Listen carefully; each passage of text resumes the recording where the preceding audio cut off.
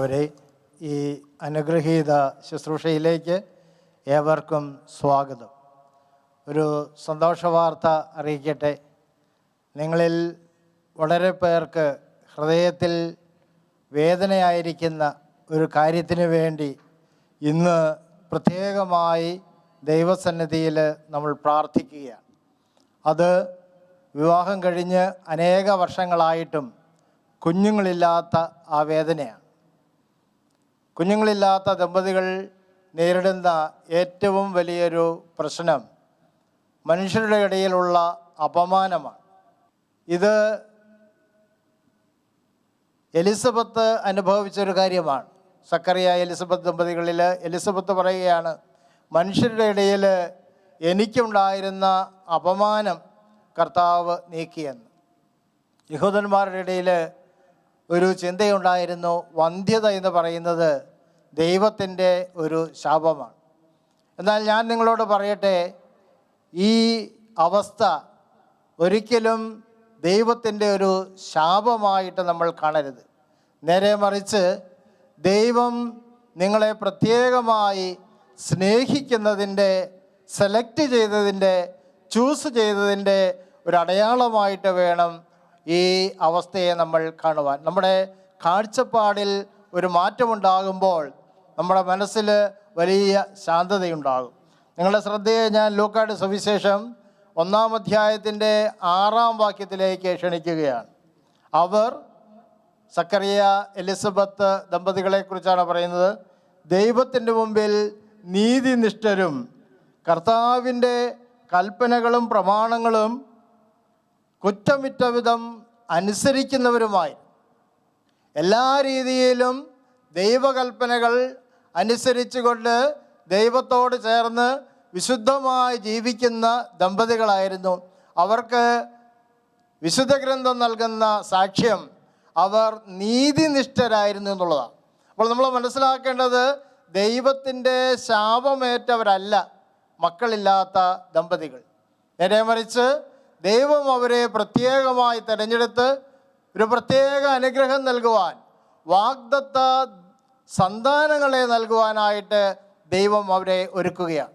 അബ്രാഹത്തിന് സാറായിക്കും ഇസഹാക്കിനെ നൽകി, ഹന്നായിക്ക് സാമുവേലിനെ നൽകി, സക്രിയായിക്കും എലിസബത്തിനും യോഹന്നാനെ നൽകി. ആ കാലത്ത് അനേക ദമ്പതികൾക്ക് മക്കളുണ്ടായി. പക്ഷേ അവരെ ആരെയും ഇന്ന് ലോകം ഓർക്കുന്നില്ല.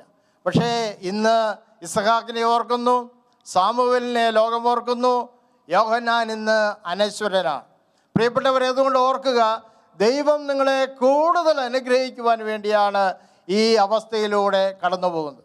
അതുകൊണ്ട് നിങ്ങൾ ചെയ്യേണ്ട ആദ്യത്തെ കാര്യം, ദൈവത്തോടുള്ള എല്ലാ പരാതിയും പരിഭവവും മാറ്റി ദൈവസ്നേഹത്താൽ നിറയുവാൻ വേണ്ടി ഈ രാത്രിയിൽ പ്രാർത്ഥിക്കുക എന്നുള്ളതാണ്. രണ്ടാമത്തെ കാര്യം, ദൈവത്തിന് എല്ലാം സാധിക്കും, ദൈവം സർവശക്തനാണ് എന്നുള്ള ആ ബോധ്യം മനസ്സിലേക്ക് കൊണ്ടുവരിക എന്നുള്ളതാണ്. വർഷങ്ങൾ ദൈവത്തിൻ്റെ ഒരു പ്രശ്നമല്ല. ഷാലോം ടി വിയിൽ പ്രോഗ്രാമിൻ്റെ ഹെഡായിരിക്കുന്ന ബേബിച്ചൻ, അദ്ദേഹത്തിന് വിവാഹം കഴിഞ്ഞ് 10 വർഷങ്ങൾക്ക് ശേഷമാണ് കുട്ടികളുണ്ടായത്. എൻ്റെ മറ്റൊരു സുഹൃത്ത്, അദ്ദേഹത്തിൻ്റെ പേര് ഫ്രാങ്കോ എന്നാണ്, വിവാഹം കഴിഞ്ഞ് 15 വർഷങ്ങൾക്ക് ശേഷമാണ് അദ്ദേഹത്തിന് കുട്ടികളുണ്ടായത്. അതുകൊണ്ട് ദൈവത്തിന് നിങ്ങളുടെ ജീവിതത്തിൽ ഇപ്പോൾ നിങ്ങളെ അനുഗ്രഹിക്കുവാൻ സാധിക്കുമെന്ന് ഉറച്ച് വിശ്വസിക്കുവാൻ സാധിക്കണം. ദൈവത്തിൻ്റെ ശക്തിയെക്കുറിച്ച് വിശുദ്ധ ഗ്രന്ഥത്തിൽ അനേക വചനങ്ങളുണ്ട്. ഏതാനും വചനങ്ങൾ നിങ്ങളുടെ ശ്രദ്ധയിൽ ഞാൻ പെടുത്തട്ടെ. യെശയ്യായുടെ പുസ്തകം 45-ാം അധ്യായം 2-ാം വാക്യം ദൈവം പറയുകയാണ്, ഞാൻ നിനക്ക് മുമ്പേ പോയി മലകൾ നിരപ്പാക്കുകയും പിച്ചളവാതിലുകൾ തകർക്കുകയും ഇരുമ്പോടാമ്പലുകൾ ഒടിക്കുകയും ചെയ്യും. വീണ്ടും ലൂക്കായുടെ സുവിശേഷം 1-ാം അധ്യായം 37-ാം വാക്യം ഗബ്രിയേൽ മാലാഖയിലൂടെ ദൈവം പറയുകയാണ്, ദൈവത്തിന് ഒന്നും അസാധ്യമല്ല. വീണ്ടും മത്തായിയുടെ സുവിശേഷം 19-ാം അധ്യായം 26-ാം വാക്യം യേശു അവരെ നോക്കി പറഞ്ഞു, മനുഷ്യർക്ക് ഇത് അസാധ്യമാണ്, എന്നാൽ ദൈവത്തിന് എല്ലാം സാധ്യമാണ്. പ്രിയപ്പെട്ടവരെ, അതുകൊണ്ട് നിങ്ങൾ വിശ്വസിക്കണം, ദൈവത്തിന് ഈ രാത്രിയിൽ നിങ്ങളെ അനുഗ്രഹിക്കുവാൻ സാധിക്കും. നിങ്ങളുടെ ഉദരത്തിൽ ഒരു കുഞ്ഞിനെ നിക്ഷേപിക്കുവാൻ സാധിക്കും. അതുകൊണ്ട് വലിയ പ്രത്യാശയോടെ, ഉറച്ച വിശ്വാസത്തോടെ, ഈശോ എന്നെ അനുഗ്രഹിക്കുമെന്നുള്ള വലിയ ബോധ്യത്തോടെ നിങ്ങൾ കാത്തിരിക്കുക. ഞാൻ ഈ പറയുമ്പോൾ അനുഭവങ്ങളുടെ അടിസ്ഥാനത്തിൽ തന്നെയാണ് സംസാരിക്കുന്നത്. വിവാഹം കഴിഞ്ഞ് അനേക വർഷങ്ങളായി, ഏകദേശം 5.25 വർഷങ്ങൾ കഴിഞ്ഞ് കുഞ്ഞിനെ ലഭിച്ച ഒരു യുവാവിൻ്റെ സാക്ഷ്യം നിങ്ങളുടെ മുമ്പിൽ കൊണ്ടുവരികയാണ്. അത് ടിജോ തോമസാണ്. തൻ്റെ ജീവിത അനുഭവങ്ങൾ നമ്മുടെ അനുഗ്രഹത്തിനായി ദൈവസന്നിധിയിൽ കൂടുതൽ വിശ്വാസത്തോടെ നമുക്ക് പ്രാർത്ഥിക്കുവാനായി അദ്ദേഹത്തിൻ്റെ സാക്ഷ്യം നമുക്ക് ശ്രമിക്കാം. Price the Lord. Hallelujah. Hallelujah. ലൂക്കായുടെ സുവിശേഷം 1-ാം അധ്യായം 25-ാം വാക്യം. മനുഷ്യരുടെ ഇടയിൽ എനിക്കുണ്ടായിരുന്ന അപമാനം നീക്കിക്കളയാൻ കർത്താവ് എന്നെ കടാക്ഷിച്ച് എനിക്കിത് ചെയ്തു തന്നിരിക്കുന്നു. ഇത് എലിസബത്തിൻ്റെ വാക്കുകളാണ്. 2000 വർഷങ്ങൾക്ക് മുൻപ് എലിസബത്ത് പറഞ്ഞ വാക്കുകളാണ് നമ്മളിപ്പോൾ കേട്ടത്. നമ്മുടെ കാലഘട്ടം കുറേ പുരോഗമിച്ചു. ഒരു മോഡേൺ സൊസൈറ്റിയിലാണ് നമ്മൾ ജീവിക്കുന്നത്.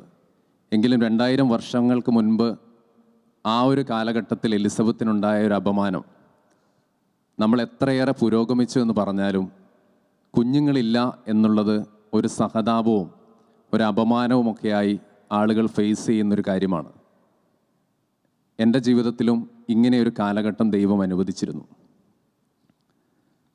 ചെറുപ്പക്കാർ ഈ കാലങ്ങളിൽ കേൾക്കാൻ ആഗ്രഹിക്കാത്തതും എന്നാൽ അവരെപ്പോഴും ഫേസ് ചെയ്യുന്നതുമായ ചില ചോദ്യങ്ങളാണ്. പഠനം കഴിഞ്ഞ് കഴിയുമ്പോൾ ജോലിയൊന്നും ആയില്ലേ എന്നുള്ള ചോദ്യം, അതുപോലെ ജോലി കിട്ടിക്കഴിഞ്ഞാൽ വിവാഹമായില്ലേ, എന്താ വൈകുന്നത് എന്ന ചോദ്യം, ഇനി വിവാഹം കഴിഞ്ഞാലോ എന്തുണ്ട് വിശേഷമൊന്നും ആയില്ലേ, കുഞ്ഞുങ്ങളൊന്നും ആയില്ലേ, ആർക്കാ കുഴപ്പം, ഇങ്ങനെയുള്ള കുറേ ചോദ്യങ്ങൾ.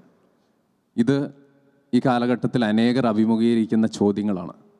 ഈ ചോദ്യങ്ങൾ തന്നെയാണ് നമ്മളെ അപമാനിതരാക്കുന്നതും. എന്നാൽ ഈ അപമാനത്തിൽ നിന്നും, ഇത്തരം സഹതാപത്തിൽ നിന്നെല്ലാം നമ്മളെ രക്ഷിക്കാൻ ദൈവത്തിന് കഴിയുമെന്ന് ജീവിതത്തിൽ അനുഭവിച്ചറിയാൻ ദൈവം കൃപ നൽകി. 2018 ജനുവരി 4-നായിരുന്നു എൻ്റെ വിവാഹം. വിവാഹത്തിന് ശേഷം ഒരു 1.5 വർഷത്തോളം കുഞ്ഞുങ്ങളുണ്ടാവുകയൊന്നുമില്ലാതെ കടന്നു പോകുന്നു. ഇങ്ങനെ ഈ ചെറിയ ചെറിയ ചോദ്യങ്ങൾ ചില സ്ഥലങ്ങളിൽ നിന്നൊക്കെ ഫേസ് ചെയ്യാൻ തുടങ്ങി. ചില ബന്ധുക്കളോ അല്ലെങ്കിൽ സഹപ്രവർത്തകരോ കൂട്ടുകാരോ ഒക്കെ വിശേഷമൊന്നും ആയില്ലേ, കല്യാണം കഴിഞ്ഞിട്ട് കുറേ ആയല്ലോ എന്ന ചോദ്യങ്ങളൊക്കെ വരാൻ തുടങ്ങി, മെല്ലെ മെല്ലെ വരാൻ തുടങ്ങി. അങ്ങനെ ഒരു 1.5 വർഷമൊക്കെ കഴിഞ്ഞപ്പോൾ ഭാര്യ പ്രഗ്നൻ്റായി.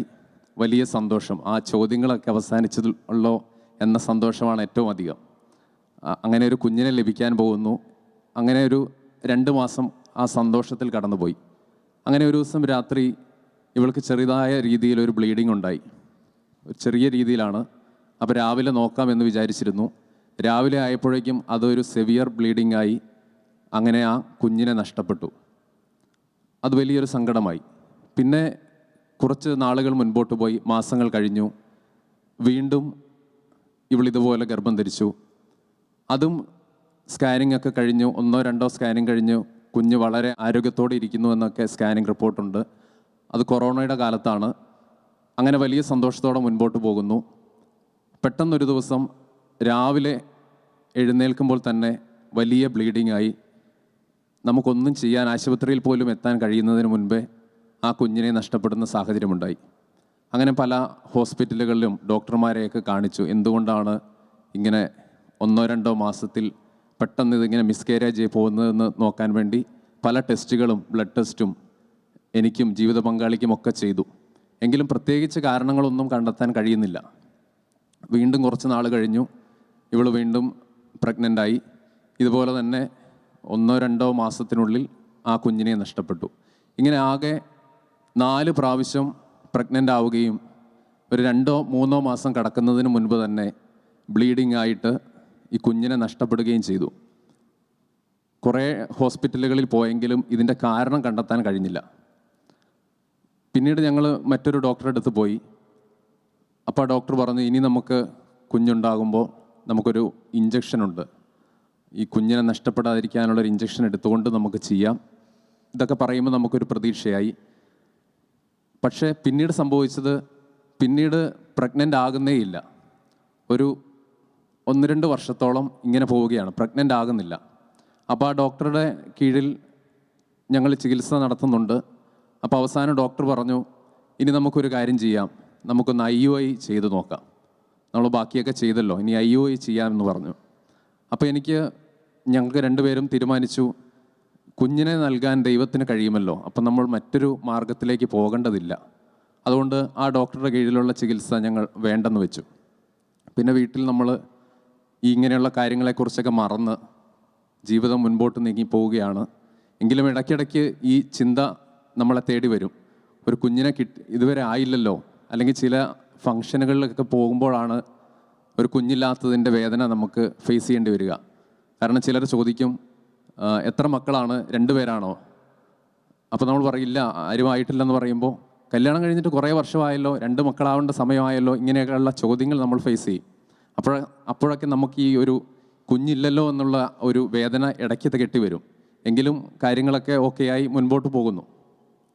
അങ്ങനെ കുറച്ച് നാൾ കഴിയുമ്പോഴാണ് എറണാകുളം ജില്ലയിൽ ഒരു പ്രമുഖമായ ഒരു ഹോസ്പിറ്റലുണ്ട്. അവിടെ പോയാൽ എന്തായാലും കുഞ്ഞിനെ ലഭിക്കും, നിങ്ങൾ ആ ഡോക്ടറെ ഒന്ന് പോയി കാണ് എന്ന് പലരും സമ്മർദ്ദം ചെലുത്തി. അങ്ങനെ മനസ്സില്ലാ മനസ്സോടെ ഞങ്ങൾ 2 പേര് ലീവൊക്കെ എടുത്ത് ഈ എറണാകുളത്തേക്കുള്ള ഈ ഹോസ്പിറ്റലിലേക്ക് പോയി. അവിടെ ചെന്ന് അപ്പോൾ വലിയ പ്രതീക്ഷയോടെയാണ് പോകുന്നത്. കാരണം പലരും പറഞ്ഞിട്ടുണ്ട്, ഒരുപാട് വർഷങ്ങൾ കഴിഞ്ഞവർക്കൊക്കെ കുഞ്ഞുങ്ങളെ ലഭിച്ചിട്ടുണ്ട്. ഇങ്ങനെ പ്രതീക്ഷയോടെ നമ്മൾ പോകുന്നു. അവിടെ ചെല്ലുമ്പോൾ ഒരുപാട് രോഗികൾ, ഇങ്ങനെ അവരുടെ മുഖമൊക്കെ നമുക്ക് കാണുമ്പോൾ അറിയാം, ഒരുപാട് ഏജായ 10-30 വർഷങ്ങളൊക്കെ കഴിഞ്ഞ കപ്പിൾസൊക്കെയാണ് അവിടെയുള്ളത്. വലിയൊരു ക്രൗഡ്, 1000-ഓളം രോഗികൾ ഇങ്ങനെ നിൽക്കുകയാണ് രജിസ്ട്രേഷനൊക്കെ ആയിട്ട്. അപ്പോൾ നമുക്കൊരു ദൈന്യമായ നിരാശ നിറഞ്ഞ കുറേ മുഖങ്ങളെ കാണാം. അപ്പോൾ അതിനിടയിൽ ഒരു കപ്പിൾസായി ഞങ്ങൾ മാറിയല്ലോ എന്ന ചിന്തയൊക്കെ ഞങ്ങളെ വേട്ടയാടുന്നുണ്ട്. ഇതുപോലെ ഹോപ്പ് നഷ്ടപ്പെട്ട കുറേ പേരുടെ ഇടയിലേക്ക് ഞങ്ങൾ വന്നല്ലോ എന്ന ചിന്തയോടൊക്കെയാണ് രജിസ്ട്രേഷനൊക്കെ നിൽക്കുന്നത്. ഈ ഡോക്ടറെ കാണാൻ അനേകം മണിക്കൂറുകൾ കാത്തിരിക്കേണ്ടി വന്നു. അത്രയേറെ തിരക്കാണ്. അങ്ങനെ മണിക്കൂറുകൾ കണക്കില്ലാതെ വെയിറ്റ് ചെയ്തിരിക്കുകയാണ്. അപ്പോൾ നമ്മുടെ മനസ്സ് മടുക്കാൻ തുടങ്ങി. അങ്ങനെ ഒടുവിൽ അപ്പോൾ ചിലർ അവിടെ നിന്ന് പറയുന്നുണ്ട്, നിങ്ങൾ ക്ഷമ വേണം, ഡോക്ടറെ ഒന്ന് കണ്ടാൽ നിങ്ങളുടെ കാര്യം രക്ഷപ്പെടും, ക്ഷമ വേണം, കാത്തിരിക്കുക എന്നൊക്കെ പറയുന്നുണ്ട് ഓരോരുത്തർ. അങ്ങനെ കാത്തിരുന്നു. ഒടുവിൽ ഡോക്ടറെ കണ്ടു. അപ്പോൾ ഡോക്ടർ കുറേ കാര്യങ്ങൾ നിർദ്ദേശിച്ചു. ഒരു ലിസ്റ്റ് ഓഫ് മെഡിസിനും കാര്യങ്ങളൊക്കെ ഇങ്ങനെ പറയുന്നുണ്ട്. എങ്കിലും ഇതൊക്കെ കേൾക്കുമ്പോൾ ശരിക്കും പറഞ്ഞാൽ നമ്മുടെ കിളി പോവുക എന്ന് പറയുന്ന അവസ്ഥയില്ലേ, ആ ഒരു അവസ്ഥയിലാണ് ഇരിക്കുന്നത്. എന്തൊക്കെയോ കാര്യങ്ങൾ ഡോക്ടർ പറയുന്നു. പിന്നെ വലിയ നീണ്ട ലിസ്റ്റ്, മെഡിസിൻ്റെ ഒരു ലിസ്റ്റ് തന്നു. ഇതെല്ലാം കഴിഞ്ഞ് പുറത്തിറങ്ങുമ്പോൾ മനസ്സിന് ഭയങ്കര ഒരു ഭാരം. ഒരു കുഞ്ഞുണ്ടാകാൻ ഇത്രയൊക്കെ കഷ്ടപ്പാടുണ്ടോ? ഒരു കുഞ്ഞിനെ വളരെ നിസ്സാരമായി ദൈവത്തിന് തരാൻ കഴിയില്ലേ? ഈ ഇത്രയേറെ കാര്യങ്ങൾ ചെയ്യണോ എന്നൊക്കെയുള്ള ചിന്ത വേട്ടയാടുന്നുണ്ട്. മരുന്നിന് വേണ്ടി കൗണ്ടറിൽ കൊണ്ട് ലിസ്റ്റ് കൊടുത്തു. അപ്പോൾ അവിടെ നിന്ന് പറഞ്ഞു, ഒരു 3 മണിക്കൂർ കഴിഞ്ഞ് വരണം, കുറേ ബില്ലുകളുണ്ട്, അത് കഴിഞ്ഞിട്ടേ കിട്ടുകയുള്ളൂ. അങ്ങനെ ഞങ്ങൾ ഹോസ്പിറ്റലിൻ്റെ പുറത്ത് വെയിറ്റ് ചെയ്യുമ്പോൾ 2 പേർക്കും, എനിക്കും ജീവിത പങ്കാളിക്കും ഒരേ ചിന്തയാണ്, ഈ ചികിത്സ തുടരണ്ട. ചിലപ്പോൾ ഒരുപക്ഷെ ഈ ചികിത്സ തുടർന്നാൽ ഒരു കുഞ്ഞിനെ ലഭിച്ചേക്കാം. പക്ഷേ ഈ ഡോക്ടറുടെ ഒരു മഹത്വവും, അല്ലെങ്കിൽ ഡോക്ടർക്കായിരിക്കും ഇതിൻ്റെ ഒരു ക്രെഡിറ്റ് കിട്ടുന്നത്. നമുക്ക് ദൈവത്തിന് മഹത്വം കൊടുക്കാം. നമ്മുടെ ദൈവത്തിന് ഒരു കുഞ്ഞിനെ തരാൻ എത്ര നിസ്സാരമായി കഴിയും എന്ന ചിന്തയാണ് ഞങ്ങളുടെ മുൻപിലേക്ക് വന്നത്. ഇത്രയേറെ മരുന്നുകളും ഇത്രയേറെ ചികിത്സകളും ഒക്കെ ചെയ്യണോ ഒരു കുഞ്ഞിനെ കിട്ടാൻ? ദൈവത്തിൻ്റെ ദാനമായി ദൈവത്തിന് തരാൻ കഴിയില്ലേ? ഇങ്ങനെയുള്ള ചിന്തകളൊക്കെ വന്നു. അപ്പോൾ ഈ ചിന്ത മാനുഷികമാണോ, അതോ ഈ ചിന്തയും വെച്ച് ചികിത്സ വേണ്ടെന്ന് വെച്ച് പോയി കഴിഞ്ഞാൽ എന്തായിരിക്കും അവസ്ഥ എന്നൊക്കെയുള്ള ആശങ്ക മനസ്സിലുണ്ട്. അപ്പം ഇതൊന്ന് കൺഫേം ചെയ്യാൻ വേണ്ടി മൊബൈലിൽ വചനമൊക്കെ എടുത്തിങ്ങനെ ഒന്ന് മറിച്ച് നോക്കുമ്പോൾ ഒരു വചനം ശ്രദ്ധയിൽ വന്നത് ഇതാണ്. യൂദിത്ത് 5:17. തങ്ങളുടെ ദൈവത്തിനെതിരായി പാപം ചെയ്യാതിരുന്നിടത്തോളം കാലം അവർക്ക് അഭിവൃദ്ധിയുണ്ടായി. പാപത്തെ വെറുക്കുന്ന ദൈവം അവരോട് കൂടെയുണ്ടായിരുന്നു. അപ്പോൾ ഞങ്ങൾ തീരുമാനിച്ചു, ഓക്കെ, നമുക്ക് ദൈവത്തിന് മഹത്വം കൊടുക്കാം. ഈ ഡോക്ടറിൽ നമ്മൾ ആശ്രയിക്കുന്നില്ല. ഞങ്ങൾ 2 പേരും ആ ഹോസ്പിറ്റലിൻ്റെ റോഡരികിൽ നിന്ന് ഇങ്ങനെ ഒരു തീരുമാനമെടുത്തു. ദൈവത്തോട് ഞങ്ങളിങ്ങനെ ഒരു ചലഞ്ച് മുൻപിൽ വെക്കുകയായിരുന്നു. ഈ ഡോക്ടറുടെ അടുത്ത് ചികിത്സിച്ചാൽ ഒരുപക്ഷെ ഒരു കുഞ്ഞിനെ തരാൻ ഈ ഡോക്ടർക്ക് കഴിയും. പക്ഷേ ഈ കുഞ്ഞിനെ തരാൻ ഈ ഒരു സാധ്യതയെ ഞങ്ങൾ വേണ്ടെന്ന് വെക്കുകയാണ്. ദൈവത്തിൻ്റെ മുൻപിൽ ഒരു ചലഞ്ച് ഞങ്ങൾ വെക്കുകയാണ്. ഇത് നിൻ്റെ ഉത്തരവാദിത്തമാണ്. ഇനി മനുഷ്യന് കഴിയുന്ന അല്ലെങ്കിൽ മനുഷ്യൻ ചെയ്യാൻ പറ്റുന്ന ഒരു സാധ്യതയെ ഞങ്ങൾ വേണ്ടെന്ന് വെക്കുന്നു. ഇനി ദൈവമേ, അങ്ങയുടെ ഉത്തരവാദിത്തമാണ് ഞങ്ങൾക്കൊരു കുഞ്ഞിനെ തരിക എന്ന് ദൈവത്തെ ഒരല്പം നമ്മൾ ചലഞ്ച് ചെയ്യുന്ന പോലെയൊക്കെ പ്രാർത്ഥിച്ചിട്ട് തിരിച്ചു പോന്നു.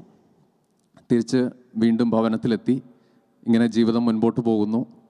അതിനിടയിൽ ഞങ്ങൾ വീണ്ടും ഒരു കാര്യം, നമുക്ക് കുറച്ചുകൂടി ദൈവത്തിൽ ആശ്രയിക്കാമെന്ന് കരുതി ഞങ്ങളൊരു തീരുമാനമെടുത്തു.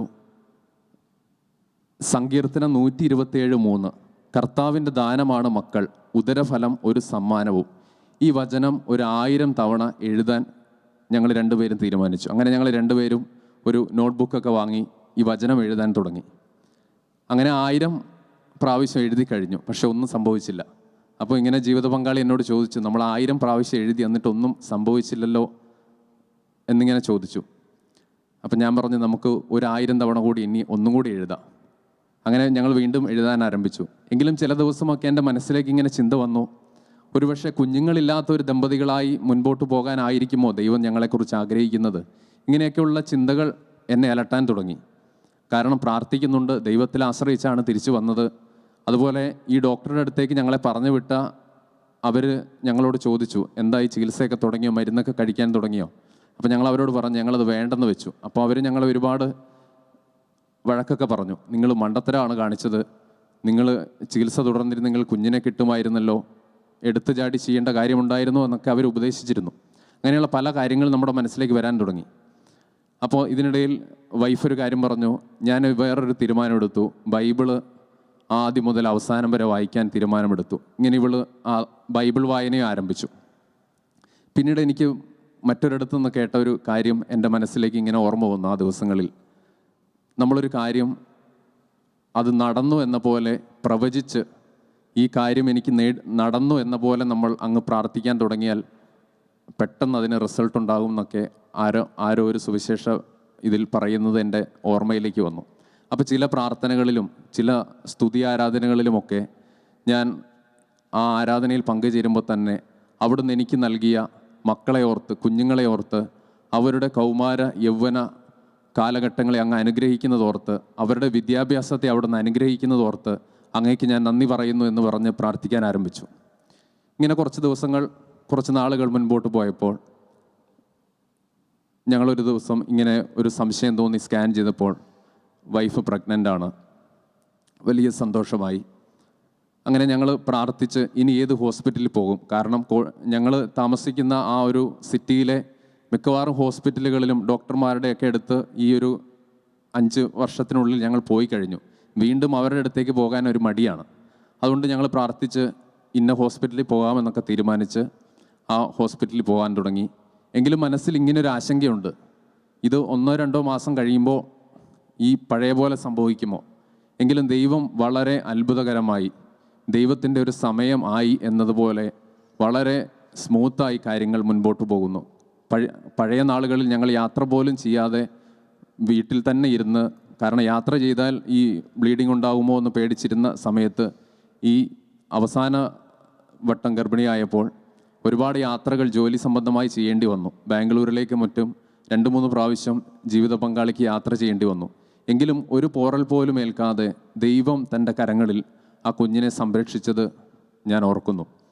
അങ്ങനെ 2023 ഓഗസ്റ്റ് 29 വളരെ ആരോഗ്യവതിയായ ഒരു പെൺകുഞ്ഞിനെ നൽകി ദൈവം ഞങ്ങളെ അനുഗ്രഹിച്ചു. വിവാഹം കഴിഞ്ഞ് 5.25 വർഷം കഴിയുമ്പോൾ ദൈവം ഒരു കുഞ്ഞിനെ നൽകി. ചികിത്സകളൊക്കെ നിർത്തിവെച്ചെടുത്ത് മരുന്നുകൾ കഴിക്കലും എല്ലാം നിർത്തി ദൈവത്തിൽ മാത്രം ആശ്രയിച്ച്, അവിടുത്തെ വചനത്തിൽ ആശ്രയിച്ച് ജീവിക്കാൻ തുടങ്ങിയപ്പോൾ അത്ഭുതകരമായി ദൈവം ഒരു കുഞ്ഞിനെ നൽകി ഞങ്ങളെ അനുഗ്രഹിച്ചു. ആ കുഞ്ഞിനെ ഞങ്ങൾ പേരിട്ടത് ജോവാൻ എന്നാണ്. ആ വാക്കിൻ്റെ അർത്ഥം ഗോഡ് ഈസ് ഗ്രേഷ്യസ്, ദൈവം കരുണാമയനാണ്. അപ്പോൾ ഡോക്ടർ ഞങ്ങളോട്, ഒരു അക്രൈസ്തവയായ ഡോക്ടറാണ്. ഡോക്ടർ ചോദിച്ചു കുഞ്ഞിനെന്താ പേരിട്ടത്? ഞങ്ങളിങ്ങനെ പറഞ്ഞു ജോവാൻ എന്നാണ്. അപ്പോൾ ഡോക്ടർ പറഞ്ഞു അത് കറക്റ്റാണ് നിങ്ങളുടെ കാര്യത്തിൽ, കാരണം ഡെലിവറിയുടെ സമയത്ത് ചില കോംപ്ലിക്കേഷൻ ഉണ്ടായിരുന്നു. പക്ഷെ ഞങ്ങൾ പോലും അറിഞ്ഞില്ല. അത്രയേറെ വളരെ ക്രിട്ടിക്കലായ ഒരു ഇതായിരുന്നു. ഡോക്ടർ പോലും അങ്ങനെ ഒരു ഘട്ടം ഫേസ് ചെയ്തത് ആദ്യമായിട്ടാണ്. ഡോക്ടർ പറഞ്ഞത് ശരിക്കും ദൈവത്തിൻ്റെ ദാനമാണ്. ഒരുപക്ഷേ ഈ കുഞ്ഞിനെ നിങ്ങൾക്ക് നഷ്ടപ്പെടാമായിരുന്നു, പക്ഷേ അത്ഭുതകരമായി തന്നെ ദൈവം ഇടപെട്ടതാണ്, നിങ്ങളുടെ പ്രാർത്ഥന കൊണ്ടാണ് എന്നൊക്കെ ഡോക്ടർ പോലും, ക്രൈസ്തവയായ ഒരു ഡോക്ടർ പോലും ഞങ്ങളോട് പറയത്തക്ക രീതിയിൽ ദൈവത്തിൻ്റെ വലിയൊരു സംരക്ഷണമുണ്ടായിരുന്നു. പ്രിയപ്പെട്ടവരെ, എനിക്ക് എൻ്റെ ജീവിതാനുഭവത്തിലൂടെ നിങ്ങളോട് പറയാനുള്ളത് ഇതാണ്. ചില പ്രാർത്ഥനകളുടെ ദൈർഘ്യം കൂടിപ്പോയേക്കാം, കാത്തിരിപ്പുകൾ നീണ്ടുപോയേക്കാം. എങ്കിലും നമ്മുടെ ദൈവം സർവശക്തനാണ്. എത്ര വൈകിയാലും എത്ര കാലങ്ങൾ നീണ്ടുപോയാലും ദൈവത്തിൻ്റെ കരത്തിന് ശക്തിയുണ്ട്. നമ്മുടെ ജീവിതത്തിൽ എല്ലാ സാധ്യതകളും അസ്തമിച്ചാലും, ഒരുപക്ഷെ ഡോക്ടേഴ്സൊക്കെ വിധി എഴുതി ഇനി നിങ്ങൾക്ക് കുഞ്ഞുണ്ടാവില്ല എന്ന് വിധി എഴുതിയാലും അവിടെ നിന്നെല്ലാം അത്ഭുതം പ്രവർത്തിച്ച് തൻ്റെ കൃപ ചൊരിഞ്ഞ് ഒരു കുഞ്ഞിനെ നൽകി അനുഗ്രഹിക്കുവാൻ നമ്മുടെ കർത്താവ് ശക്തനാണ്. ആ ദൈവത്തിൽ നമുക്ക് ഉറച്ചു വിശ്വസിക്കാം. പ്രിയപ്പെട്ടവരെ, ടിജോയുടെ സാക്ഷ്യം നമുക്കൊരു കാര്യം ബോധ്യം നൽകുകയാണ്. ദൈവത്തിന് എത്ര വർഷങ്ങൾ കഴിഞ്ഞാലും അനുഗ്രഹിക്കുവാൻ അത് ഒരു തടസ്സമല്ല. ദൈവത്തിൻ്റെ മുമ്പിൽ പ്രത്യാശയോടെ കാത്തിരിക്കുവാൻ നമ്മൾ തയ്യാറാണ്. നമ്മുടെ മനസ്സിൽ കുറേ വർഷങ്ങൾ കഴിയുമ്പോൾ നിരാശ കടന്നു വരും. ഇനി യാതൊരു സാധ്യതയുമില്ല എന്നൊരു ചിന്ത. ആ നിരാശ അനുഗ്രഹം സ്വീകരിക്കുവാനൊരു തടസ്സമാണ്. വരണ്ട ഭൂമി പോലെയാണ് നിരാശ നിറഞ്ഞ മനസ്സ്. നമുക്കറിയാം, വരണ്ട ഭൂമിയിൽ വിത്തിട്ടാൽ അത് മുളയ്ക്കുകയില്ല. എന്നാൽ പ്രതീക്ഷയോടെ പ്രത്യാശയോടെ കാത്തിരിക്കുമ്പോൾ അത് നനഞ്ഞ ഒരു ഭൂമി പോലെയാണ്. അവിടെ നമ്മളൊരു വിത്തിട്ടാൽ അത് പെട്ടെന്ന് മുളയ്ക്കും. അതുകൊണ്ട് ഈ രാത്രിയിൽ നിങ്ങൾ പ്രത്യാശയോടെ ദൈവസന്നിധിയിൽ കാത്തിരിക്കണം. ടിജോ പറഞ്ഞൊരു കാര്യമുണ്ട്. ടിജോ ഭാവന കണ്ട് പ്രാർത്ഥിച്ചു ദൈവം തരാൻ പോകുന്ന മക്കളെക്കുറിച്ച്. ഇതിന് ബൈബിളിലൊരു അടിസ്ഥാനമുണ്ട്. നിങ്ങളുടെ ശ്രദ്ധയെ ഞാൻ ഉൽപ്പത്തിയുടെ പുസ്തകം 15-ാം അധ്യായം 5-ാം വാക്യത്തിലേക്ക് ക്ഷണിക്കുകയാണ്. അനേക വർഷങ്ങൾ കഴിഞ്ഞു, അബ്രാഹത്തിന് മക്കളുണ്ടാകുന്നില്ല. ഒരുപക്ഷെ അബ്രാഹത്തിൻ്റെ ആ പ്രതീക്ഷ മങ്ങിത്തുടങ്ങിയിരിക്കാം. അപ്പോൾ ദൈവം ഒരു കാര്യം ചെയ്തു. അബ്രാഹത്തെ കൂടാരത്തിന് വെളിയിലേക്ക് കൊണ്ടുവന്നു. എന്നിട്ട് പറഞ്ഞു, ആകാശത്തേക്ക് നോക്കുക. ആകാശത്തെ നക്ഷത്രങ്ങളെ ചൂണ്ടിക്കാണിച്ചുകൊണ്ട് ദൈവം പറയുകയാണ്, ഈ നക്ഷത്രങ്ങളെ നിനക്ക് എണ്ണാൻ സാധിക്കുമോ? അത്രയധികം മക്കളെ ഞാൻ നിനക്ക് നൽകും. എനിക്ക് തോന്നുന്നത് അന്നു മുതൽ അബ്രാഹാം ഭാവന കണ്ട് പ്രാർത്ഥിക്കുവാൻ തുടങ്ങി. ദൈവമേ, ആകാശത്തിലെ നക്ഷത്രങ്ങളെ പോലെ എണ്ണമറ്റ സന്തതി പരമ്പരകളെ എനിക്ക് നൽകണമേ എന്ന്. അത് ദൈവം അബ്രാഹത്തിന് ഒരു നീതീകരണമായി കണക്കാക്കി. Price the Lord. അതുകൊണ്ട് നമുക്കും വളരെ പ്രത്യാശയോടെ കാത്തിരിക്കാം. ബൈബിൾ പറയുന്നത് പോലെ നമ്മുടെ മുമ്പേ അനേക സാക്ഷികളുണ്ട് പോയിട്ടുള്ളവർ. അവരുടെ സാക്ഷ്യം നമുക്ക് ബലം നൽകുന്നതാണ്. ഈ ശലോമിൻ്റെ കഴിഞ്ഞകാല ശുശ്രൂഷകളിൽ പങ്കെടുത്ത് കർത്താവിൻ്റെ കൃപ സ്വീകരിച്ച മക്കളെ സ്വീകരിച്ച കുറച്ച് പേരുടെ സാക്ഷ്യം കൂടെ നമുക്ക് കേൾക്കാം. നമ്മുടെ വിശ്വാസത്തെ വളർത്തുവാനായി ഈ സെഷൻ കൈകാര്യം ചെയ്യുന്നത് ഗ്ലാഡിസ് ജോസാണ്. ഈ ശുശ്രൂഷയിൽ നമുക്ക് വലിയ പ്രാർത്ഥനയോടെ പങ്കെടുക്കാം. നമ്മളിവിടെ വായിച്ചു കേൾക്കുന്നത് വിമലപാത എന്ന ശുശ്രൂഷയിലൂടെ ദൈവം അനുഗ്രഹിച്ച ജീവിതങ്ങളുടെ സാക്ഷ്യങ്ങളാണ്. ആദ്യത്തെ സാക്ഷ്യം എഴുതിയിരിക്കുന്നത് സൂസമ്മ മർക്കോസ്. അവർ കോട്ടയം ജില്ലയിലുള്ള ലാക്കാട്ടൂർ എന്ന സ്ഥലത്തു നിന്നാണ് ഈ സാക്ഷ്യം എഴുതിയിരിക്കുന്നത്. യേശുവേ സ്തോത്രം, യേശുവേ നന്ദി. ഷാലോം ടി വിയിൽ വിമലപാതയിൽ പ്രാർത്ഥനയിൽ 33 ദിവസം സംബന്ധിച്ച് ഞങ്ങൾ പ്രാർത്ഥിച്ചു. അതിൽ അച്ഛൻ ഇപ്രകാരം പറഞ്ഞു, നിങ്ങളുടെ നിയോഗം എന്തു തന്നെയായിരുന്നാലും നിങ്ങളത് സമർപ്പിച്ച് പ്രാർത്ഥിക്കണമെന്ന്. ഞങ്ങളുടെ നിയോഗം ഞങ്ങളുടെ മകളുടെ കല്യാണം കഴിഞ്ഞിട്ട് 3 വർഷം ആയിരുന്നു. എങ്കിലും അവൾക്ക് മക്കളില്ലായിരുന്നു. ഞങ്ങൾ ഈ നിയോഗം ഈ പ്രാർത്ഥനയോട് ചേർത്ത് കണ്ണുനീരോടെ സമർപ്പിച്ച് പ്രാർത്ഥിച്ചു. 33 ദിവസത്തെ പ്രാർത്ഥനയായിരുന്നു. ആ പ്രാർത്ഥനയുടെ അവസാന ദിവസമായപ്പോൾ സ്കാൻ ചെയ്ത് നോക്കി ഞങ്ങളുടെ മകൾ 2 മാസം ഗർഭിണിയാണെന്ന് അറിയുവാൻ സാധിച്ചു. കർത്താവ് ഞങ്ങളുടെ പ്രാർത്ഥന കേട്ട് ഞങ്ങളെ അനുഗ്രഹിച്ചതിന് ഈശോയ്ക്ക് 1000 നന്ദി. പ്രിയപ്പെട്ടവരെ, ഉൽപ്പത്തി പുസ്തകത്തിൽ 25-ന്റെ 21 ഇപ്രകാരം നമ്മൾ വായിക്കുകയാണ്. ഇസഹാക്ക് തൻ്റെ വന്ധ്യയായ ഭാര്യയ്ക്ക് വേണ്ടി കർത്താവിനോട് പ്രാർത്ഥിച്ചു. കർത്താവ് അവൻ്റെ പ്രാർത്ഥന കേൾക്കുകയും റെബേക്ക ഗർഭിണിയാവുകയും ചെയ്തു. Hallelujah, hallelujah, hallelujah. തൻ്റെ പ്രിയപ്പെട്ടവൾക്ക് വേണ്ടി അവിടെ പ്രാർത്ഥിച്ചപ്പോൾ കർത്താവ് ആ പ്രാർത്ഥന കേട്ട് ഉത്തരം നൽകി. ഈ മാതാപിതാക്കൾ അവരുടെ മകൾക്ക് വേണ്ടി, മകൾക്കും ജീവിത പങ്കാളിക്കും വേണ്ടി, ആ കുടുംബത്തിന് വേണ്ടി അവർ കണ്ണുനീരോടെ ഈ ശുശ്രൂഷയിൽ പങ്കെടുത്ത് പ്രാർത്ഥിക്കുകയായിരുന്നു. തൻ്റെ പ്രിയപ്പെട്ട മകൾക്ക് വേണ്ടി, അവരുടെ കുടുംബം അനുഗ്രഹിക്കപ്പെടുവാൻ, അവർക്കൊരു കുഞ്ഞിനെ ലഭിക്കുവാൻ വേണ്ടി. അപ്പോൾ അവരുടെ പ്രാർത്ഥന കേട്ട് ദൈവം ആ കുടുംബത്തെ, മകളെ അനുഗ്രഹിച്ചു. നമുക്ക് ഈശോയ്ക്ക് നന്ദി പറഞ്ഞ് ഗാനം ആലപിച്ച് കർത്താവിന് നന്ദി പറയാം.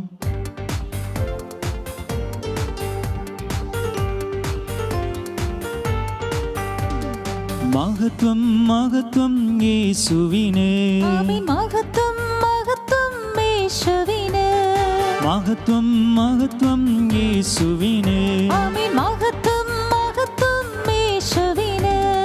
ഞങ്ങൾക്കല്ല കർത്താവേ, ഞങ്ങൾക്കല്ല കർത്താവേ, മഹത്വം മഹത്വം യേശുവിനെ. ഞങ്ങൾക്കല്ല കർത്താവേ, ഞങ്ങൾക്കല്ല കർത്താവേ, മഹത്വം മഹത്വം യേശുവിനെ. മറ്റൊരു സാക്ഷ്യം കൂടി നമുക്ക് കേൾക്കാം. ഞാനും എൻ്റെ ഭർത്താവും കൂടി വിമല ഹൃദയ പ്രതിഷ്ഠയിൽ പങ്കെടുത്ത് പ്രാർത്ഥിച്ചു. ഞങ്ങളുടെ നിയോഗം ഞങ്ങളുടെ രണ്ടാമത്തെ മകന് ഒരു കുഞ്ഞുണ്ടാവുക എന്നുള്ളതായിരുന്നു. കാരണം അവൻ്റെ വിവാഹം കഴിഞ്ഞിട്ട് 1.5 വർഷം കഴിഞ്ഞിരുന്നു. ഒരു കുഞ്ഞ് ഉണ്ടാകുവാൻ വേണ്ടി ഞങ്ങൾ പ്രാർത്ഥിച്ചു കൊണ്ടിരുന്നു. അതിൻ്റെ ഫലമായി ഈ പ്രാർത്ഥന തീരുന്ന ഓഗസ്റ്റ് 15 ഞങ്ങൾ ടെസ്റ്റ് ചെയ്ത് റിസൾട്ട് ഇപ്രകാരമാണ് അറിഞ്ഞത്: മകൻ്റെ ഭാര്യ ഗർഭിണിയാണ് എന്ന്. ഞങ്ങളുടെ ഒരു പ്രത്യേക പ്രാർത്ഥനാ നിയോഗം അവരുടെ യൗവനത്തിൽ അവർക്ക് കുഞ്ഞുങ്ങളുണ്ടാകുക എന്നുള്ളതായിരുന്നു. ഈ യൗവനകാലത്ത് കുഞ്ഞിനെ നൽകി അനുഗ്രഹിക്കുവാൻ തിരുമനസ്സായ കർത്താവിന് ഈ നിമിഷങ്ങളിൽ ഞങ്ങൾ നന്ദി പറയുന്നുവെന്ന് ഈ സഹോദരി സാക്ഷ്യപ്പെടുത്തിയിരിക്കുന്നു. ഈ മകളുടെ പേര് റീന വർഗീസ് എന്നാണ്. അവൾ തൃശ്ശൂർ ജില്ലയിലുള്ള കണിമംഗലം എന്ന സ്ഥലത്തു നിന്നുള്ള വ്യക്തിയാണ്. കർത്താവിൻ്റെ വചനം ഇപ്രകാരം പറയുകയാണ്, സങ്കീർത്തനങ്ങൾ 127:4, യൗവനത്തിൽ ജനിക്കുന്ന മക്കൾ യുദ്ധവീരന്റെ കയ്യിലെ അസ്ത്രങ്ങൾ പോലെയാണ്. Hallelujah, hallelujah. അവരുടെ ആഗ്രഹം അവരുടെ മക്കൾക്ക് യൗവനകാലത്ത് തന്നെ കുഞ്ഞുങ്ങൾ വേണം. അതായിരുന്നു അവരുടെ ആഗ്രഹം. കർത്താവ് നൽകിയ ഈ വലിയ അനുഗ്രഹം, അവരുടെ ആഗ്രഹം പോലെ സാധിച്ചു കൊടുത്ത നല്ല ദൈവത്തിന് നന്ദി പറഞ്ഞുകൊണ്ട് വീണ്ടും നമുക്ക് കരങ്ങളടിച്ച് കർത്താവിനെ പാടി സ്തുതിക്കാം.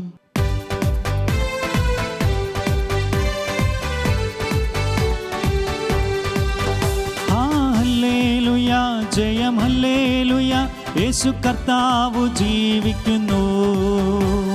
ഹല്ലേലൂയ, ജയം ഹല്ലേലൂയ, യേശു കർത്താവ് ജീവിക്കുന്നു. ഹല്ലേലൂയ, ജയം ഹല്ലേലൂയ, യേശു കർത്താവ് ജീവിക്കുന്നു. ഈ സാക്ഷ്യങ്ങൾ കേട്ടപ്പോൾ ഒരു കാര്യം നമ്മൾ ശ്രദ്ധിച്ചിട്ടുണ്ടാവും. കണ്ണുനീരോടെ പ്രാർത്ഥിക്കുന്നവർക്ക് ഉടൻ മറുപടി നൽകുന്നവനാണ് കർത്താവ്. വിലാപങ്ങളുടെ പുസ്തകം 3-ാം അധ്യായത്തിൻ്റെ 49-50 വാക്യങ്ങൾ ഈ രാത്രിയിൽ നിങ്ങൾ ഓർക്കണം. അതിപ്രകാരമാണ്: എൻ്റെ കണ്ണുനീർ അവിരാമം പ്രവഹിക്കും, തുടർച്ചയായി ഞാൻ കരഞ്ഞുകൊണ്ടിരിക്കും. എപ്പോഴാണ് നിർത്തുന്നത്? അടുത്ത സെൻറ്റൻസ് പറയുകയാണ്: കർത്താവ് സ്വർഗത്തിൽ നിന്ന് നോക്കി കാണുന്നത് വരെ അത് നിലയ്ക്കുകയില്ല. എന്നെ അനുഗ്രഹിക്കാതെ ഞാൻ എൻ്റെ കരച്ചിൽ നിർത്തുകയില്ല എന്ന് ഒരു മകൻ, ഒരു മകൾ സ്വർഗത്തിലേക്ക് നോക്കി, പിതാവിൻ്റെ മുഖത്തേക്ക് നോക്കി, ഈശോയുടെ മുഖത്തേക്ക് നോക്കി കരഞ്ഞുകൊണ്ടിരിക്കുമ്പോൾ ഈശോയ്ക്ക് ആ കണ്ണുനീര് കാണാതിരിക്കുവാൻ കഴിയുകയില്ല. അതുകൊണ്ട് പ്രിയപ്പെട്ടവരെ, ഈ നിമിഷങ്ങൾ വളരെ പ്രധാനപ്പെട്ട സമയമാണ്. വലിയ വേദനയോടെ നിങ്ങൾ പ്രാർത്ഥിക്കുക. നിങ്ങൾക്ക് കുഞ്ഞുങ്ങളില്ലാത്ത അവസ്ഥയിൽ നിന്ന് മോചനം നൽകുന്ന കർത്താവിൻ്റെ സന്നിധിയിൽ നമുക്ക് കരഞ്ഞ് നിലവിളിച്ച് പ്രാർത്ഥിക്കാം. മാത്യു പീഡിയോട് ചേർന്ന് നമുക്ക് ഈ പ്രാർത്ഥന തുടരാം. Hallelujah, hallelujah, hallelujah. പ്രിയമുള്ളവരെ, ഈ സമയം മുതൽ, ഈ ശുശ്രൂഷയുടെ ആരംഭ നിമിഷം മുതൽ ദൈവം നമ്മളോട് സംസാരിച്ചു കൊണ്ടിരിക്കുക. നമ്മുടെ ജീവിതത്തിൽ, കുടുംബത്തിൽ കർത്താവ് വലിയൊരു അത്ഭുതം ചെയ്യാൻ പോകുക. നിങ്ങളുടെ മക്കളോ കൊച്ചുമക്കളോ കുഞ്ഞുങ്ങളില്ലാതെ വർഷങ്ങളായിട്ട് വേദനിക്കുന്നവരുണ്ട്. നിങ്ങളുടെ കുടുംബങ്ങളിൽ, ബന്ധുജനങ്ങളുടെ ഇടയിൽ അപ്രകാരമുള്ള ധാരാളം മക്കളുണ്ട്. വൈദ്യശാസ്ത്രം കൈവിട്ടവരുണ്ട്. പ്രാർത്ഥിച്ചു മടുത്തു, ഇനി എനിക്കൊരു കുഞ്ഞുണ്ടാകുമോ എന്ന് ചിന്തിക്കുന്നവരുണ്ട്. ഈ കഴിഞ്ഞ നിമിഷങ്ങളൊക്കെ ഈ സാക്ഷ്യങ്ങളിലൂടെ നമ്മൾ കേൾക്കുകയായിരുന്നു, ദൈവം നിൻ്റെ പ്രാർത്ഥന കേൾക്കും, ദൈവം നിൻ്റെ ജീവിതത്തിൽ ഇടപെടും, ദൈവത്തിന് പ്രവർത്തിക്കുവാൻ നിൻ്റെ ജീവിതം ഇന്ന് തുറന്നു കൊടുക്കുക. പ്രത്യാശ ഉണരേണ്ട സമയമായത്, വിശ്വാസം ഉണരേണ്ട സമയമാണ്. ഹന്ന ഹൃദയം നൊന്ത് ദൈവത്തോട് പ്രാർത്ഥിച്ചു. അവളുടെ ഹൃദയത്തിൻ്റെ നോമ്പരം ദൈവം കണ്ടു. പ്രിയമുള്ളവരെ, ആ ദൈവം ഈ രാത്രിയിൽ നിങ്ങളുടെ പ്രിയപ്പെട്ടവർക്ക് വേണ്ടി, ഒരുപക്ഷെ നിങ്ങളുടെ കുടുംബത്തിലുള്ളവർക്ക് വേണ്ടി, നിങ്ങളുടെ മക്കൾക്കോ അല്ലെങ്കിൽ ബന്ധുജനങ്ങൾക്കോ ആരുമായിക്കൊള്ളട്ടെ, പ്രിയമുള്ളവരെ, ഈ ശുശ്രൂഷയിൽ പങ്കെടുക്കുന്ന നീ ഒരു നിയോഗം വെച്ച് പ്രാർത്ഥിക്കുക. കർത്താവ് എനിക്ക് എൻ്റെ പ്രാർത്ഥന കേട്ട് എൻ്റെ കുടുംബത്തിൽ ഒരു കുഞ്ഞിനെ തന്നാൽ ഞാനത് ദൈവ മഹത്വത്തിന് വേണ്ടി സാക്ഷ്യപ്പെടുത്തും, അത് ദൈവ മഹത്വത്തിന് സാക്ഷ്യമായി തീരുമെന്ന ഉറച്ച തീരുമാനത്തോടെ നമുക്കൊന്നു ചേർന്ന് ഈ പ്രാർത്ഥനയിലേക്ക് നമുക്ക് പ്രവേശിക്കാം. ഈ സമയത്ത് പ്രത്യേകമായിട്ട് ഓർക്കുക, സങ്കീർത്തനം 127:3. പ്രിയമുള്ളവരെ, കർത്താവിൻ്റെ ദാനമാണ് മക്കൾ, ഉദരഫലം ഒരു അനുഗ്രഹം. നമ്മൾ ഈ വചനം വിശ്വസിച്ചേറ്റ് പറയുകയാണ്. നമുക്ക് ഒന്ന് ചേർന്ന് ഏറ്റുപറഞ്ഞ് പ്രാർത്ഥിക്കാം. കർത്താവിൻ്റെ ദാനമാണ്, കർത്താവിൻ്റെ ദാനമാണ് മക്കൾ, ഉദരഫലം അവിടുത്തെ സമ്മാനവും. ഹല്ലേലൂയ.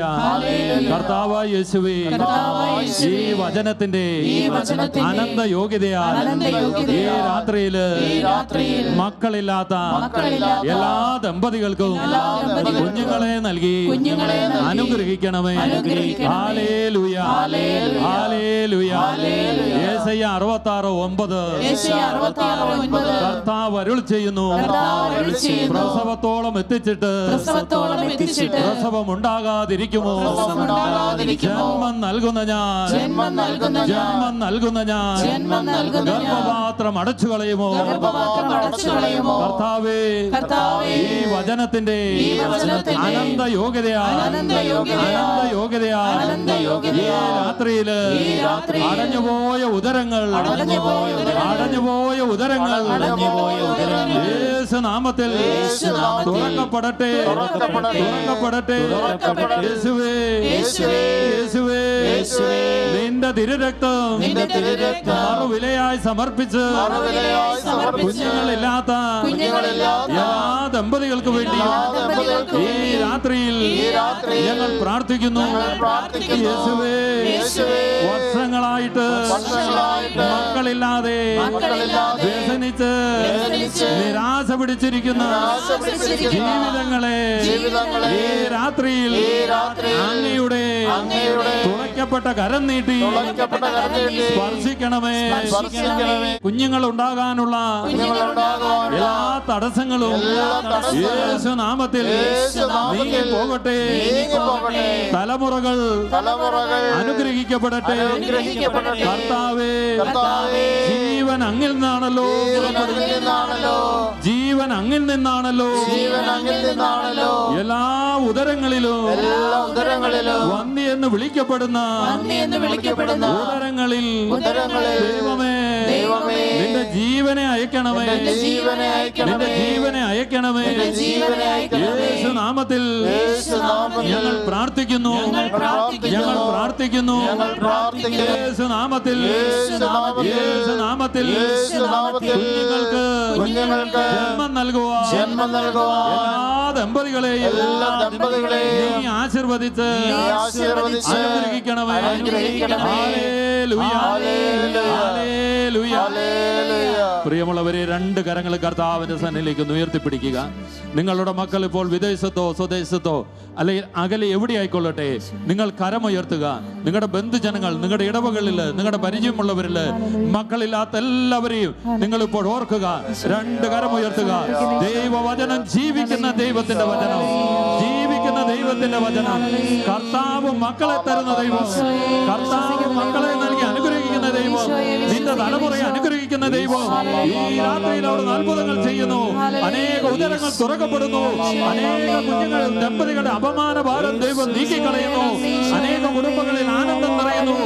ഈ രാത്രി അനുഗ്രഹത്തിന്റെ രാത്രി. Hallelujah, hallelujah, hallelujah, hallelujah. യേശുവേ, ഞങ്ങൾ ആരാധിക്കുന്ന ദൈവമേ, നൽകാൻ പോകുന്ന കുഞ്ഞുങ്ങളെ ഓർത്ത് നന്ദി പറയുന്നു. അനേക കരങ്ങളിൽ അവിടുന്ന് കുഞ്ഞുങ്ങളെ വെച്ചു കൊടുക്കുന്നു. അനേകം മണികളിൽ മാതാവ് കുഞ്ഞുങ്ങളുമായി ഇറങ്ങി വരട്ടെ. Hallelujah, hallelujah, hallelujah. യേശുവേ നന്ദി, ഈശോയേ നന്ദി. പ്രത്യാശിച്ചാൽ ലഭിക്കും, പ്രാർത്ഥിച്ചാൽ തുറക്കും, സർവശക്തനെന്നും നമ്മോടൊപ്പം.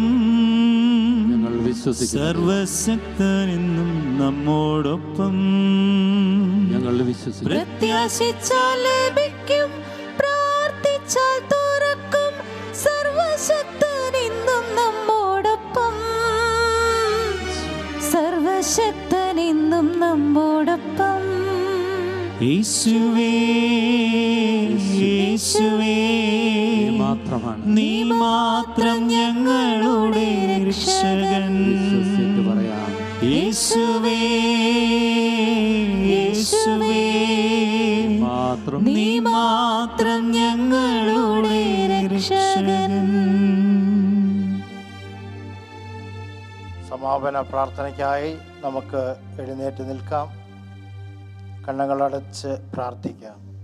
ഈ രാത്രിയിൽ ഒരു പ്രത്യേക നിയോഗം ഈശോയുടെ കരങ്ങളിൽ സമർപ്പിച്ച് പ്രാർത്ഥിക്കുക. നിശ്ചയമായും കർത്താവ് നിങ്ങളുടെ ജീവിതത്തെ അനുഗ്രഹിക്കും. കാരണം ഇത് കർത്താവ് കരങ്ങൾ നീട്ടുന്ന രാത്രിയാണ്. നിങ്ങളുടെ ജീവിതത്തെ, നിങ്ങളുടെ വലിയ ഭാരത്തെ ഈശോയുടെ കരങ്ങളിലേക്ക് കൊടുത്തുകൊണ്ട് അധ്വാനിക്കുന്നവരും ഭാരം വഹിക്കുന്നവരുമായി നിങ്ങൾ എൻ്റെ അടുക്കൽ വരുവിൻ, ഞാൻ നിങ്ങളെ ആശ്വസിപ്പിക്കാമെന്ന് പറഞ്ഞ കർത്താവ് നിങ്ങളെ ആശ്വസിപ്പിക്കുന്നതായി കണ്ടുകൊണ്ട് ശാന്തമായ സ്വരത്തിൽ കരങ്ങളൽപ്പം ഉയർത്തി ഈശോയെ നമുക്ക് സ്തുതിക്കാം. കർത്താവേ, അങ്ങേ മക്കളെ അനുഗ്രഹിക്കണമേ. അങ്ങയുടെ സന്നദ്ധിയിൽ കണ്ണുനീരോടെ പ്രാർത്ഥിക്കുന്ന ഇവരുടെ വിവിധങ്ങളായ എല്ലാ നിയോഗങ്ങളിലേക്കും അവിടുന്ന് കടന്നു വരണമേ. പ്രത്യേകമായി ഈ രാത്രിയിൽ അവിടുന്ന് ഇവരുടെ പ്രത്യേക നിയോഗത്തിൻ്റെ മേൽ കരുണ ചൊരിയണമേ എന്ന് പ്രാർത്ഥിക്കുന്നു. ഇവരുടെ ജീവിത പങ്കാളികളെയും കുഞ്ഞുങ്ങളെയും കുടുംബ സാഹചര്യങ്ങളെയും അനുഗ്രഹിക്കണം. ഈശോയെ ഞങ്ങളങ്ങേ സ്തുതിക്കുന്നു. ഈശോയെ ആരാധന, ഈശോയെ മഹത്വം. Hallelujah, hallelujah, hallelujah, hallelujah, hallelujah, hallelujah, hallelujah, hallelujah, hallelujah. Price the Lord. ശാന്തമായി നമുക്കിരിക്കാം. ഒന്ന് രണ്ട് കാര്യങ്ങൾ നിങ്ങളെ അറിയിക്കട്ടെ. നമ്മൾ ഒരു ഗുഡ് ന്യൂസ് കേട്ടാൽ നിശ്ചയമായും അത് നിങ്ങൾ മറ്റുള്ളവരോട് ഷെയർ ചെയ്യും.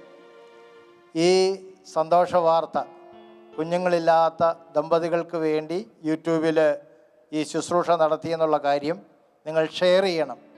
നിങ്ങളുടെ ഫോണിൽ ഷെയർ ബട്ടണുണ്ട്. ഫോൺ എടുത്ത് ഇപ്പോൾ തന്നെ ആ ഷെയർ ബട്ടണിലേക്ക് ഞെക്കുക. ഷെയർ ബട്ടൺ ഒന്ന് പ്രസ് ചെയ്യുക. അത് വാട്സാപ്പിലേക്ക് പോകും. നിങ്ങൾ വാട്സാപ്പിൽ നിങ്ങൾക്ക് ഏറ്റവും അത്യാവശ്യമുള്ളൊരു പക്ഷേ അത് നിങ്ങളുടെ മകനോ മകളോ സഹോദരിയോ സഹോദരനോ ആയിരിക്കാം, അടുത്ത ബന്ധുവായിരിക്കാം. ഏറ്റവും ചുരുങ്ങിയത് ഒരാൾക്കെങ്കിലും നിങ്ങൾ ഈ സദ്വാർത്ത പങ്കുവെക്കണമെന്ന് ഞാൻ അഭ്യർത്ഥിക്കുകയാണ്. Praise the Lord. Hallelujah. Shalom ശുശ്രൂഷകളെക്കുറിച്ച് ഒന്ന് നിങ്ങളോട് പറയുവാൻ ഞാൻ ആഗ്രഹിക്കുന്നു. യാതൊരു പരസ്യ വരുമാനവുമില്ലാതെ ഈ ശുശ്രൂഷ കാൽനൂറ്റാണ്ടുകളധികമായി മുന്നോട്ട് പോകുന്നു. ഇത് മുന്നോട്ട് പോകുന്നത് ലോകമെമ്പാടുമുള്ള സാധാരണക്കാരായ മക്കളുടെ പ്രാർത്ഥന കൊണ്ടും സാമ്പത്തിക പങ്കുവയ്ക്കൽ കൊണ്ടുമാണ്. അതുകൊണ്ട് ഈ കൂട്ടായ്മയുടെ പേര് ശാലോം പീസ് ഫെലോഷിപ്പ് എന്നാണ്. ഈ കൂട്ടായ്മയിലേക്ക് പുതുതായി പങ്കുചേരുവാൻ ആഗ്രഹിക്കുന്ന എല്ലാവരെയും ഞാൻ സ്നേഹപൂർവ്വം സ്വാഗതം ചെയ്യുന്നു. ഈ നമ്പറിൽ നിങ്ങൾ ഓഫീസിലേക്ക് വിളിച്ചാൽ നിങ്ങളെ വേണ്ട കാര്യങ്ങൾ ഓഫീസിൽ നിന്ന് പറഞ്ഞു തരും. ഒരു കൂട്ടായ്മയിൽ നിങ്ങൾ അംഗമായിരിക്കുന്നത് വലിയൊരു അനുഗ്രഹത്തിൻ്റെ കാരണമാണ്. ശാലോം പീസ് ഫെലോഷിപ്പിൽ അംഗമാകുന്ന അംഗങ്ങൾക്ക് വേണ്ടി 3-ാം ബുധനാഴ്ച 3rd വെനസ്ഡേ നീക്കി വച്ചിരിക്കുകയാണ്. രാവിലെ 10 മുതൽ 5 വരെ ദിവ്യകാരുണ്യ സന്നിധിയിൽ ആ കുടുംബങ്ങളുടെ എല്ലാ ആവശ്യങ്ങൾക്ക് വേണ്ടി ഞങ്ങൾ നിരന്തരമായി പ്രാർത്ഥിക്കുന്നുണ്ട്. മാത്രവുമല്ല, ശാലോമിൻ്റെ വിശേഷങ്ങൾ അറിയിച്ചുകൊണ്ട് 3 മാസം കൂടുമ്പോൾ ശാലോം ബുള്ളറ്റിൻ അവർക്ക് അയച്ചു കൊടുക്കുന്നതാണ്. അപ്പോൾ ശാലോം കുടുംബത്തിൽ അംഗമാകുവാൻ ആഗ്രഹിക്കുന്ന എല്ലാവരെയും പ്രത്യേകമായി ക്ഷണിക്കുകയാണ്. ഈ ആഴ്ചയിൽ മലബാറിൻ്റെ വിവിധ ഭാഗങ്ങളിൽ തിരുവമ്പാടി, കൽപ്പറ്റ, ബത്തേരി, ഇരിട്ടി, ചെറുപുഴ എന്നീ സ്ഥലങ്ങളിൽ വചനാഗ്നി ശുശ്രൂഷകൾ നടക്കുന്നുണ്ട്. നിങ്ങളുടെ പ്രിയപ്പെട്ടവരെ ഈ ശുശ്രൂഷയിലേക്ക് ക്ഷണിക്കണമെന്നും നിങ്ങൾ സ്നേഹപൂർവ്വം പങ്കെടുക്കണമെന്നും ഞാൻ പ്രത്യേകമായിട്ട് അഭ്യർത്ഥിക്കുകയാണ്. നമുക്കൊരു നിമിഷം ശാലോമിൻ്റെ സ്വർഗീയ മധ്യസ്ഥയായ പരിശുദ്ധ അമ്മയോട് ചേർന്ന് നമ്മുടെ എല്ലാ നിയോഗങ്ങളെയും സമർപ്പിച്ച് പ്രാർത്ഥിക്കാം. ഒരുമിച്ച് പ്രാർത്ഥിക്കാം. നന്മ നിറഞ്ഞ മറിയമേ സ്വസ്തി, കർത്താവ് അങ്ങയുടെ കൂടെ, സ്ത്രീകളിൽ അങ്ങ് അനുഗ്രഹിക്കപ്പെട്ടവളാകുന്നു. അങ്ങയുടെ ഉദരത്തിൻ ഫലമായി ഈശോ അനുഗ്രഹിക്കപ്പെട്ടവനാകുന്നു. പരിശുദ്ധ മറിയമേ തമ്പുരാന്റെ അമ്മേ, പാപികളായ ഞങ്ങൾക്ക് വേണ്ടി ഇപ്പോഴും ഞങ്ങളുടെ മരണസമയത്തും തമ്പുരാനോട് അപേക്ഷിക്കുന്നു. Price the Lord. Hallelujah, hallelujah. അടുത്ത 3rd വെനസ്ഡേ നമുക്ക് വീണ്ടും ഒരുമിച്ച് കാണാം. Price the Lord.